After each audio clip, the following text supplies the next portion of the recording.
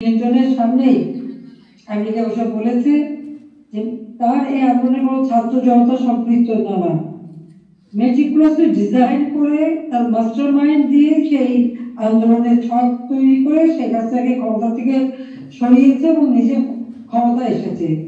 তার কোনো ম্যান্ডেট নাই, জনগণের ম্যান্ডেট নাই, সংবিধান মানে নাই।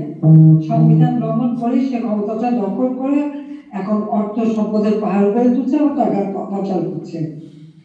আজকে আমরা দেখি যে একদিকে যখন সংখ্যালঘুদের উপর হামলা করেছে, আর এই ইউনুস ক্ষমতা থাকতে তার হাতে, তারই পেটকা বাহিনী এবং জামাত শিবিরের পিছনে অবশ্যই ছিল। আমি জানি আজকে বিশ্ব ইস্তেমার মাঠে সেখানে শোনা যাচ্ছে প্রায় 250 মতো মানুষ সেখানে মারা গেছে, আবার আরেকটা সোর্স বলছে 150 মতো, কিন্তু তারা দেখাচ্ছে মাত্র 4 জন, কিন্তু মারা গেছে কয়েকশো মুসল্লি, এতে কোনো সন্দেহ নেই।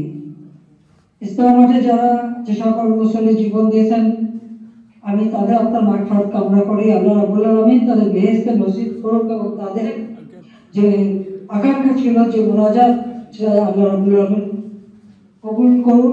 এটা হচ্ছে তাদের তো শহীদে মৃত্যু হয়েছে, কারণ একটা চক্রান্ত করেই তাদের হত্যা করা হয়েছে, তাদের শহীদ মৃত্যু হয়েছে মুসল্লিদের। আল্লাহ তাদের বেহেশতে নসিব করা সেই কামনা করি। যারা আহত তারা দ্রুত সুস্থ হয়ে উঠুক, সেটা আমরা চাই।